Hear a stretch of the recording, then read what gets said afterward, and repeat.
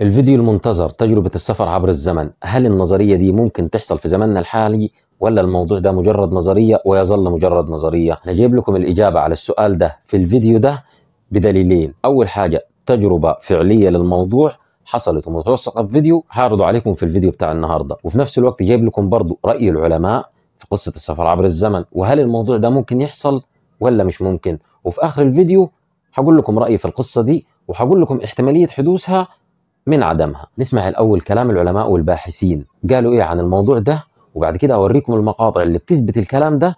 بس نسمع الكلام الأول عشان خاطر اللي حنشوفه يعني يكون مقنع بالنسبة لنا نوعا ما، علشان لو عرضت عليكم الفيديو الأول أعتقد ما كنتوش هتصدقوا اللي انتوا هتشوفوه فيه، وممكن يكون الموضوع بالنسبة للبعض منكم إنه فوتوشوب أو ذكاء اصطناعي أو متعدل على الفيديو، ولكن إحنا نسمع الكلام اللي هيتقال الأول وبعد كده أوريكم المقاطع الثانية.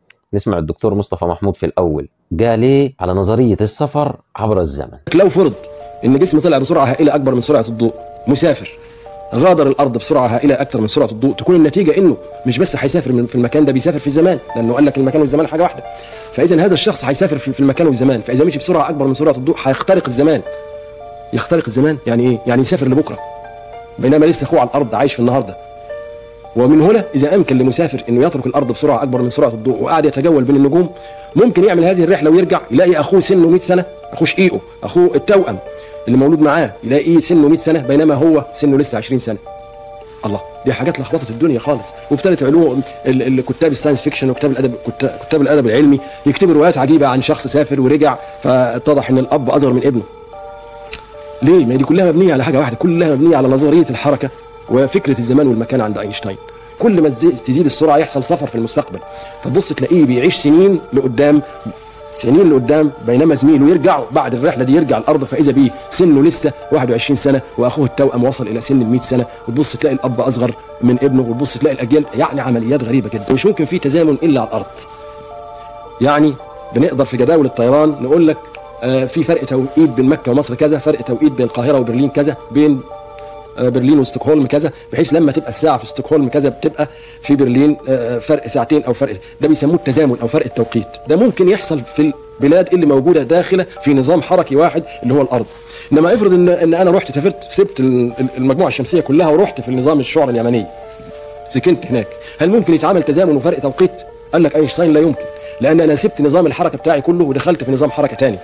فأنا خرجت من الزمن وخرقت حاجز الزمن خالص، ودخلت في زمن تاني ونظام زمني تاني، لأن كل نظام حركي له تقويم زمني خاص به، بحيث إن مش ممكن يتزامن النظم المختلفة. بعد ما سمعنا كلام الدكتور مصطفى محمود هنسمع كمان رأي للدكتور أحمد زويل برضو عن قصة السفر عبر الزمن، هل ممكن حدوثها ولا دي هتظل مجرد نظرية؟ فعلا ممكن، يعني نظريا إن ممكن الرجوع بالزمن لوراء. نعم أم لا؟ في الوقت الحالي لا، لكن في نظريات كتيرة جدا بتقول ان في احتمال ان احنا تو ريفيرس تايم، بيسموها ريفيرس. يعني نعمل ايه يا دكتور؟ نعم، يعني نعمل ايه؟ ما هو بقى عايزين قاعده ثانيه. يعني في حاجات مثلا، انا هقول لك على حاجه، في تجربه اتعملت في اساتذه هنا فاضلين في مصر يعرفوا على الموضوعات دي. في تجربه اتعملت انك لو حطوا ساعه في صاروخ وساعه ثانيه بالظبط توأم على الارض، ففي نظريه النسبيه انك انت لو انت ماشي جيت قريب من سرعة الضوء تقف الأشياء. صحيح. الزمن يتوقف. فلاقوا طبعا هم ما وصلوش لسرعة الضوء، لأن هي دي أعلى سرعة تبع قوانين الطبيعة لحد دلوقتي، دي أعلى سرعة في الكون. ما نقدرش إحنا نزيد عن 300 ألف كيلومتر في الثانية.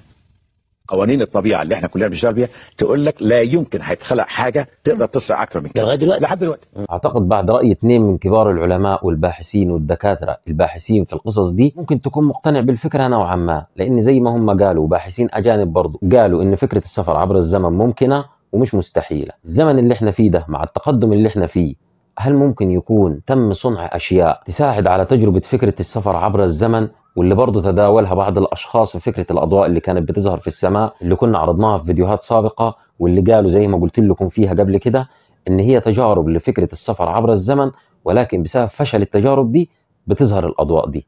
ولكن اللي هوريه لكم في المقطع ده أو في الفيديو ده هو مختلف حبتين، لأنه بيوثق وبيأكد على فكرة السفر عبر الزمن. المقطع ده يتصور في 2001 أو وقت حدوث الواقعة دي كانت في 2001، والفيديو ده بيقال إن هو تسرب وتعرض في الوقت الحالي. شوف الفيديو اللي هوريه لك دلوقتي، وبعد ما ترجع لي هوريك الفيديو الثاني اللي اغرب منه، اللي هو بيقولوا حصل في 2001.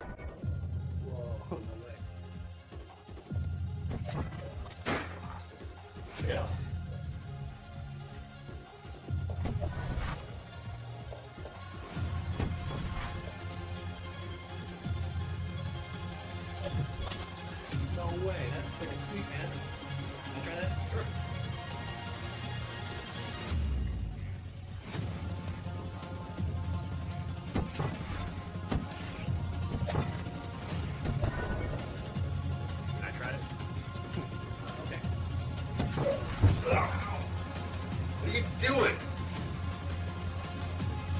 What? Why did I shoot it? Your damn portal.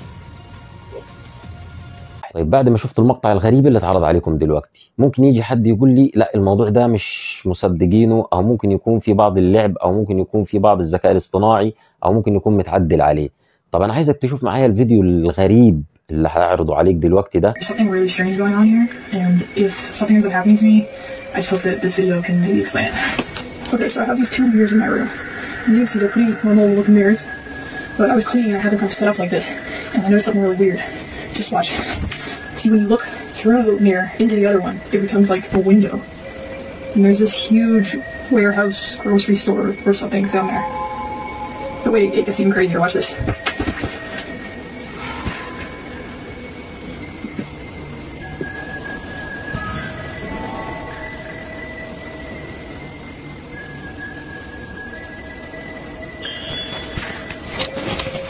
Wait up for the moment of truth.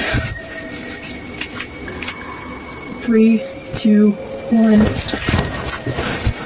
Whoa. What the hell? What is this place? Hello?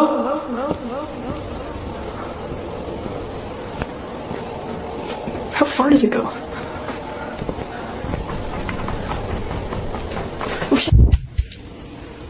بعد ما اتعرض عليك المقطعين دول، وبعد ما اتعرض عليك آراء العلماء اللي انت سمعتهم دلوقتي دول، اللي هو الدكتور أحمد زويل والدكتور مصطفى محمود، وبعد برضو آراء كتير من العلماء الأجانب اللي أكدوا على فكرة السفر عبر الزمن، طب ما نيجي ناخد الموضوع من وجهة نظر تانية زي برضو ما تداولها بعض الأشخاص. يعني هي مجرد نظرية لبعض الأشخاص، مش رأيي الشخصي. في ناس بتقول لك إن فكرة التنقل عبر الزمن هي في مجسمها أو في مشاهدها أو في تفسيرها بتجسد فكرة نزول الملائكة من السماء للأرض.